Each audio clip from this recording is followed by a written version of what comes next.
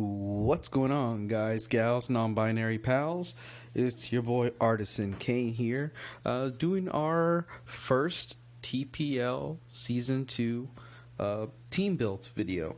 So this week we play against my buddy Andrew, coach of the Nordic Noiverns.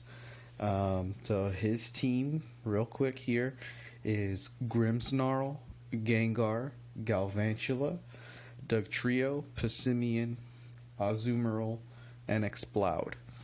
So Andrew's got a really tough team. He covers a lot of his bases as far as not having any glaring weaknesses. He's also got some really fast mons like Gengar and Galvantula and Dugtrio. Those mons are over 100 base speed, can hit hard and can hit very fast. And also, having new mons like Azumarill that can get off a belly drum and Aqua Jet type of set is really cool to see here in this new season of the TPL. So looking at our team here, you can see we have changed it up since last season. We made a couple additions here. We have Vanillux now added to the team, Tentacruel that gives us that bulky water poison mon. We also recently traded Mandibuzz to Carolina, to Marcus for Primarina. So we do lose one of my favorite bulky boys in Mandibuzz, but now we have a really hard-hitting Fairymon that can be tough to come by. Just kind of looking overall, Andrew's team doesn't really have much in the way of water resist, with Azumarill being the only water resist. So if we can take care of that via Vanillux Freeze Dry or Tentacruel Sludge Wave, we can get to a point where Dracovish can just click the broken move and get through his team. Obviously, speed is really important in trying to do something like that because his team is so fast. So if he has any Scarfers, that can get in the way of that too.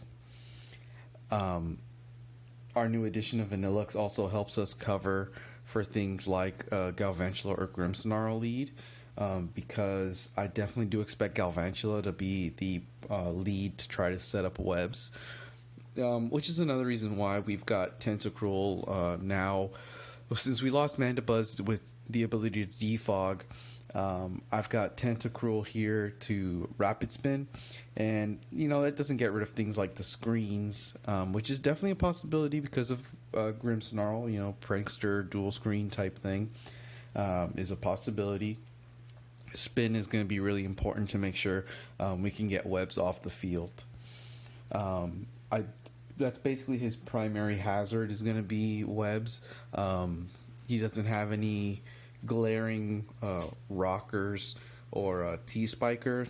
I doubt Dougie's going to be rocking stealth rocks. So now let's go into the actual team breakdown here. So I've got Vanillux with the Never Melt Ice, Snow Warning to bring about hail.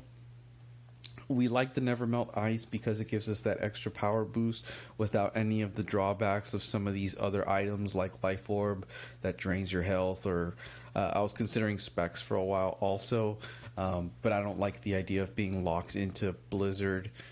If something like Azumarill switches in, I want to have the freedom to be able to freeze dry it. So we're running Aurora Veil so we can get that support up if we see necessary. Blizzard hits most of his team very, very hard. As I said, Freeze Dry is there for the Azumarill. Ice Shard is kind of just an emergency button type play. If for whatever reason we have to sack off Vanillux, we can get off an Ice Shard and do a little bit of chip damage in the process.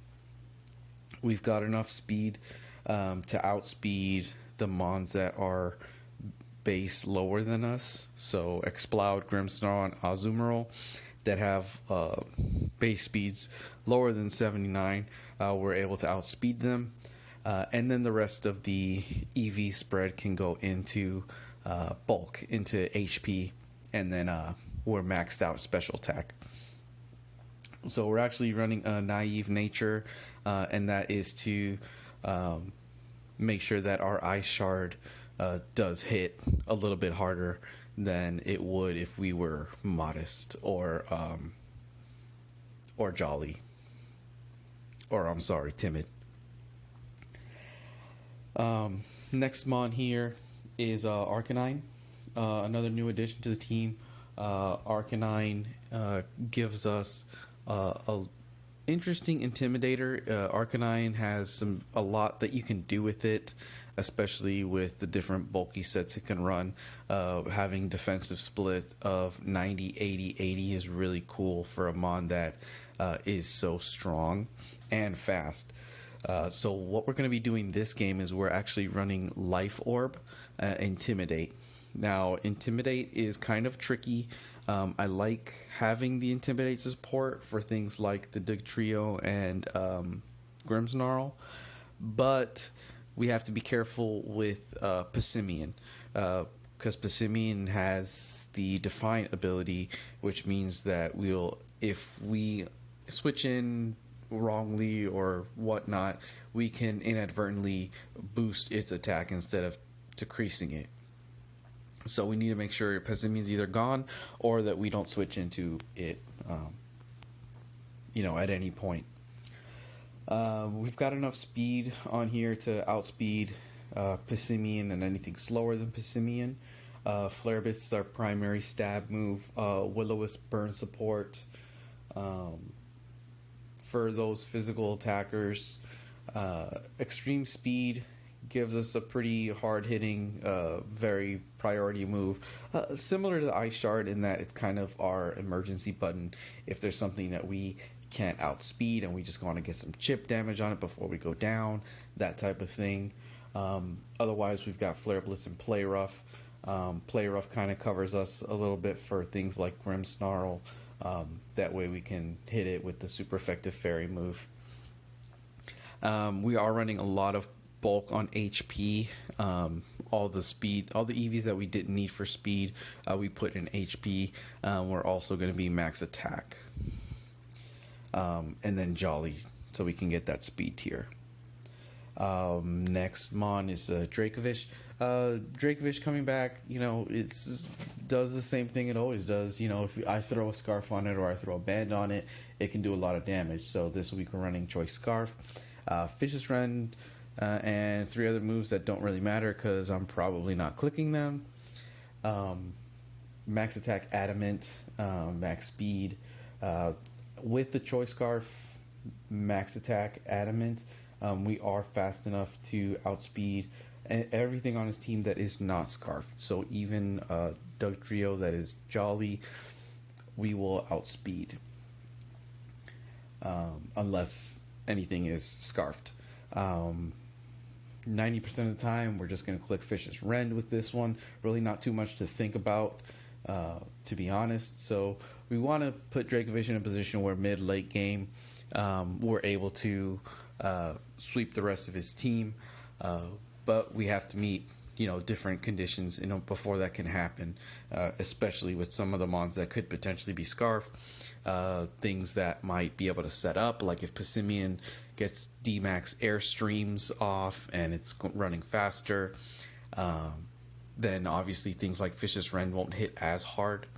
And instead of being a 1-hit KO, it becomes a 2-hit KO.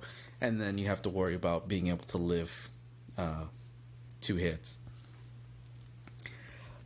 Next up, we've got Hydreigon, also coming back from last season.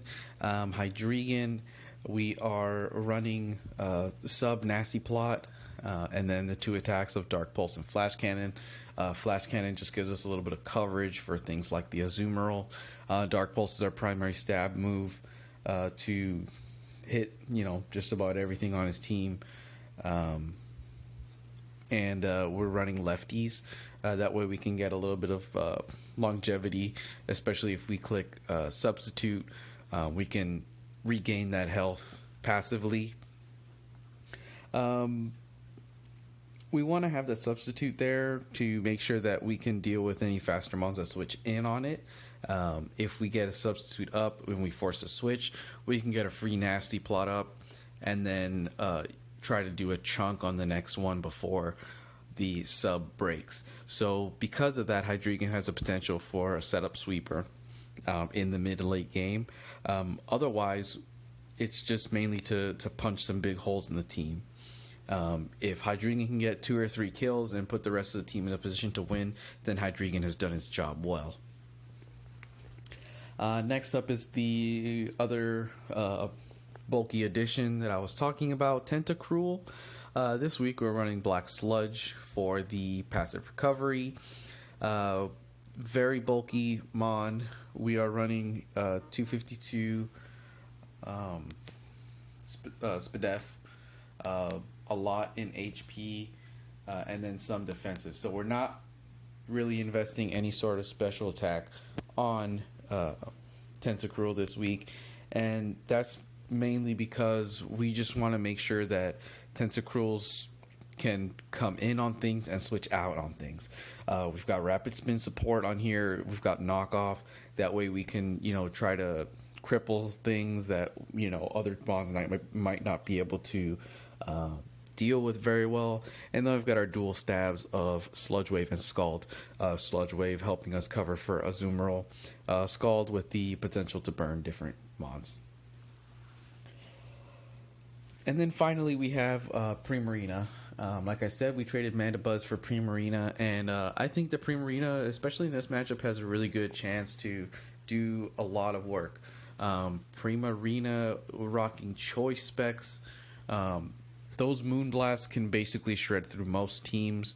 The base special attack is through the roof. I'm running max special attack Modest. And while Primarina is not that fast, it does have a decent amount of bulk. That way it can take a hit and then just keep going through the team.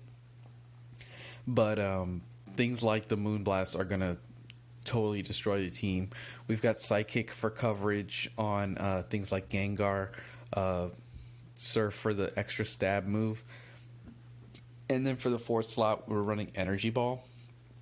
Energy Ball is for Azumarill, but we also have to keep in mind that there is a potential for Azumarill to be Sap Sipper, though I doubt it because Huge Power is such a better ability, especially for a mon like Azumarill. It doesn't really have a high base attack stat, and it really needs that Huge Power in order to hit a lot harder. But that is something to keep in mind, something that we might we might have to scout for, depending on how hard it's hitting. We can try to figure out if it's Huge Power or not, and then Primarina can come in and just hit it hard. Because Primarina is a little bit bulkier, it can take most of the things that something like an Azumarill can dish out. So I think that puts us in a really good position to win. I know I've mainly talked only about a couple of the mons on his team, but Andrew's Nordic Noiverns are a very powerful team, and I'm really excited to play them. And I look forward to posting that here. And so wish us luck here at the Bad Lombres take on the Nordic Noiverns in week 1 of TPL Season 2. Thanks, y'all.